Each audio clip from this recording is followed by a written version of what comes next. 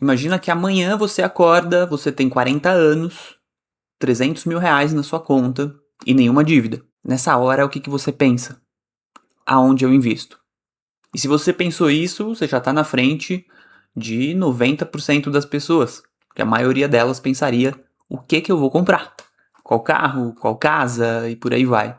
Mas se você pensou aonde eu invisto, você já cometeu o primeiro erro que você poderia cometer. Meu nome é Guilherme, eu tenho uma empresa de planejamento financeiro.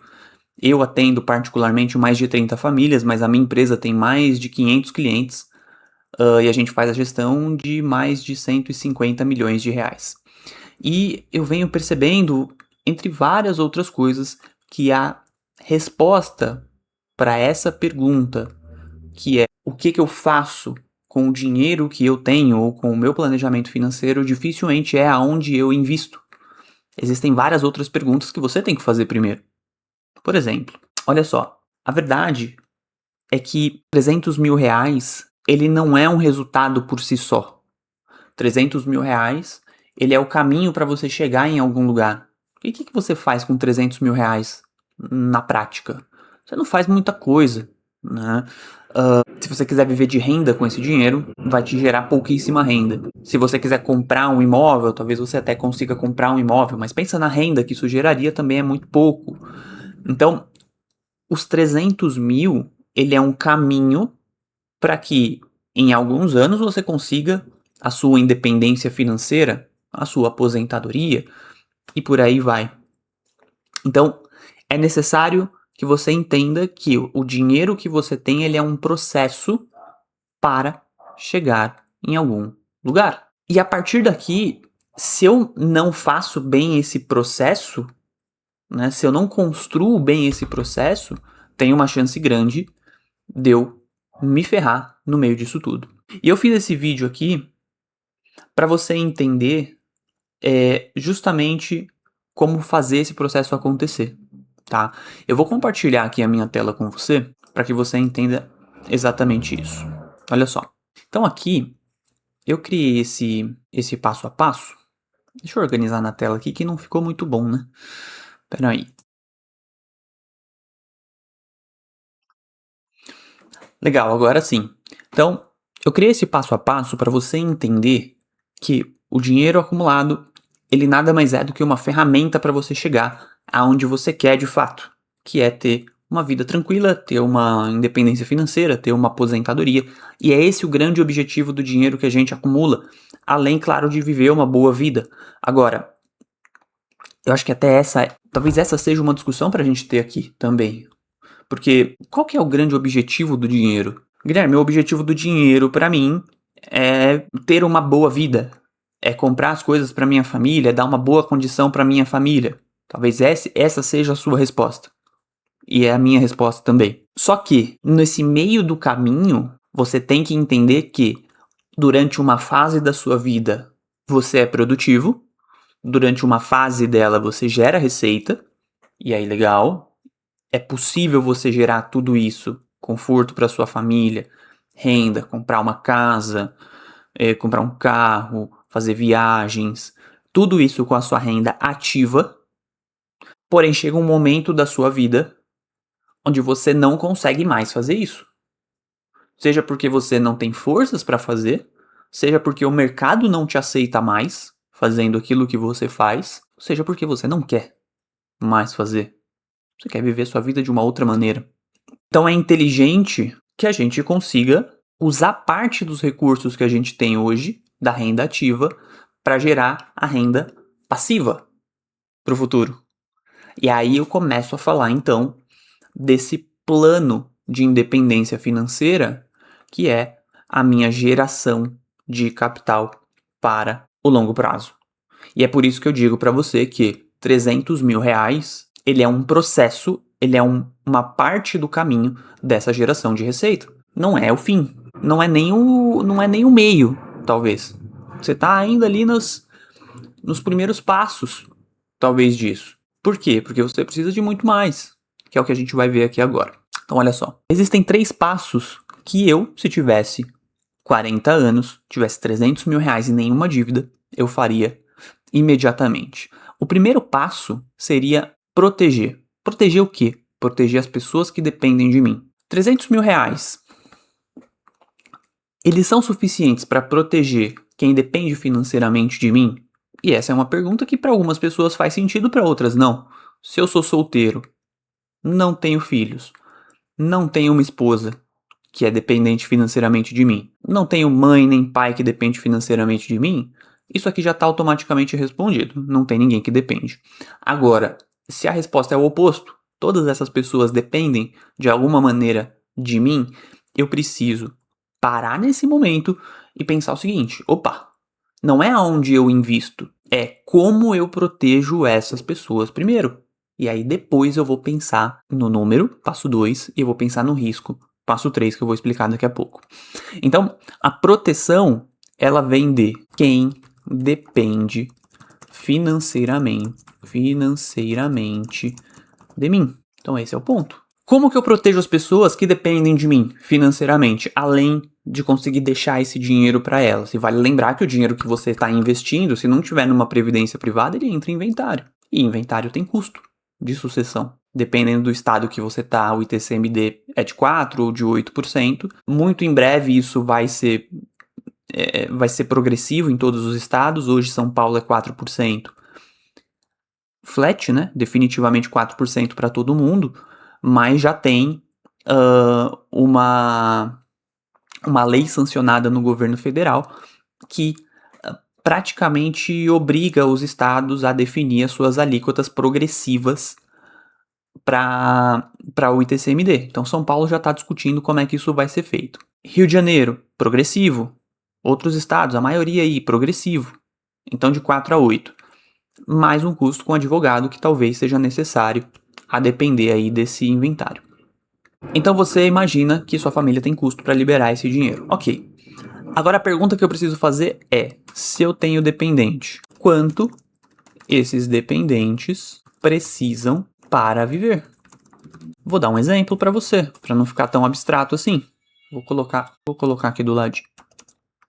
Quero que você imagine que se você tem um filho de 5 anos, tá? Tem um filho de 5 anos. E esse filho ainda tem mais 20 anos de estudo, pensando em faculdade, é o que eu estou estimando, tá? Tem 20 anos de estudos. Aqui, vamos imaginar que cada ano de estudo dessa criança e futuro adolescente, adulto, vai custar 2 mil reais. Tô realmente estimando, tá? 2 mil reais por mês, 24 mil reais por ano. Então, 24 mil reais por ano. E você quer custear isso, né? É um desejo seu também. 24 mil reais por ano. Se custa 24 mil reais por ano e ele tem 20 anos ainda de estudo, vezes 20. Se você quiser somente custear o estudo desse filho, você tem que pensar que isso aqui tem um custo de 240, 480 mil reais. Então, só isso aqui é necessário 480 mil reais. Mas, Guilherme, além do estudo, eu também quero que o meu filho faça coma, né? Coma, tenha lazer, tenha suas atividades. E a minha esposa não pode arcar com isso. Vamos pensar nesse cenário aqui. Minha esposa depende financeiramente de mim, né? Então, eu também vou deixar, pelo menos, não vou deixar o estudo inteiro ali, eu vou deixar pelo menos até os 18 anos dele. Eu vou deixar mais 13 anos de dia a dia, né? Vou chamar de dia a dia. 13 anos de despesas. 13 anos de despesas. Então, e aí isso aqui eu vou chamar, na verdade eu vou colocar um valor aqui de 2 mil reais por mês também, tá? 2 mil reais por mês. Então, 2 mil reais por mês, que são 24 mil reais. Mesma coisa, 24 mil reais por ano. Vezes 13 anos. E aí eu tenho aqui, que eu vou chamar minha calculadora para me ajudar. Então eu tenho 24 mil vezes 13, eu tenho 312 mil. Ó, 312 mil. Então só aqui eu tenho que pensar que o dinheiro que eu tenho hoje guardado, ele seria só para custear o dia a dia de um possível filho que eu tenho. Os outros 400, o estudo, né, dos 480 necessário, esse aqui, praticamente, o meu filho teria que abrir mão para poder custear o dia a dia dele. Então, olha só o quanto é importante eu proteger as pessoas que dependem financeiramente de mim. Aí você tá falando assim, talvez, Guilherme, isso não acontece comigo, né? Isso daí talvez é uma coisa que não tem necessidade, né, da gente pensar nisso. Eu conheço tanta gente e ninguém morreu. Pois é. No Brasil, a gente tem uma estatística de que 82% das pessoas, dos adultos brasileiros, não tem nenhum seguro de vida. 82%. E dos 17, 18% que tem, 58%, mais da metade, é um seguro coletivo de empresa. Ou seja, no dia que a pessoa é demitida, esse seguro acaba. Então tá dependendo da empresa que ela vai, né? Se a empresa dela tem, se não der, ela não tem. Ou seja, a saúde do filho, a despesa do filho, ou da esposa, ou da família, a educação do filho, da família e por aí vai, depende da empresa que ele trabalha. E a grande maioria das pessoas enfrentaria um problema em 6 meses, em um mês, caso o principal ali da família não tivesse presente. Então o ponto é uma escolha sua, tá? Sempre é. Mas você vai deixar sua família desamparada? Não sei se é uma boa ideia. E o caminho aqui, ele é simplesmente, tá? Eu já dei a resposta aqui. É um seguro de vida ou ED, né? Invalidez. Tá? Que é também o caso de você se acidentar, né? Um caso de você ter um problema de saúde, um problema de doença, de acidente, você ter esse dinheiro para que você possa se sustentar e sustentar a sua família. A ideia é parecida, você não ser um peso financeiro para sua família, certo? Bom, exemplos de cálculos, tá? Você pode adicionar aí outras coisas que você imagina também. Agora, o passo 2. O passo 2 é um número. O número ele é o seguinte: o quanto eu preciso para me aposentar. Esse é o número. E quando eu falo aposentar, entenda, não precisar trabalhar. Guilherme, eu gosto de trabalhar, eu gosto do que eu faço. Pô, que bom para você. Graças a Deus você achou uma profissão que você gosta de fazer, que você gosta de trabalhar. Isso é raro hoje em dia. Agora, se você quiser continuar trabalhando, maravilha. Se você não quiser mais, você para e vive do dinheiro que você acumulou. Essa é a lógica da independência financeira, aposentadoria, enfim, chame como você achar melhor. Mas eu preciso definir qual é esse número, né? Esse número tem que estar claro para mim. E uma das maneiras mais simples de você definir esse número é: eu pego o valor que eu ganho de renda, vou escrever assim, né? Eu pego a minha renda mensal, ou a minha renda desejada, na verdade, minha renda desejada, eu multiplico por 12, porque aí eu vejo a renda anual, né? Então, minha renda desejada mensal, multiplico por 12, e aí quando eu tenho isso, eu divido por 0,04. Guilherme, por que 0,04? Porque é 4% ao ano o quanto você pode retirar desse dinheiro para que esse dinheiro não acabe nunca e ele fique, inclusive, para os seus herdeiros. Aqui tem um ponto bem importante. Esse ponto é: você tem a opção de deixar esse dinheiro para os seus herdeiros, é uma possibilidade, e existe uma segunda opção, que é você consumir todo esse dinheiro até lá os seus 100 anos, por exemplo. Dá pra gente fazer essa conta também, ou até os seus 90 anos. Dá pra gente fazer essa conta também. Em geral, se você consumir todo o dinheiro, vai ficar mais fácil, né? Você precisa de menos dinheiro, você precisa juntar também menos dinheiro, então, enfim, fica mais fácil, tá? A conta. Essa conta é uma conta mais difícil, você vai precisar de mais dinheiro, uma conta mais conservadora.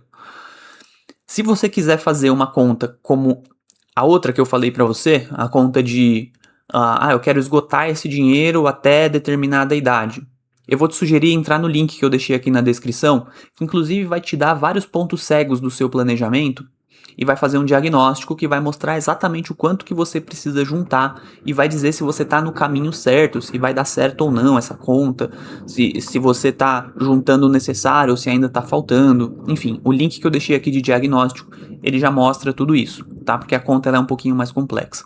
Então, beleza. Então, o número é esse. E a partir do momento em que eu tenho esse número, aí sim eu consigo trabalhar o próximo passo, que é o passo 3, que é o risco. Quando eu defino o número, e aí vamos imaginar, por exemplo, que esse número aqui seja R$8.000 por mês, que vai dar...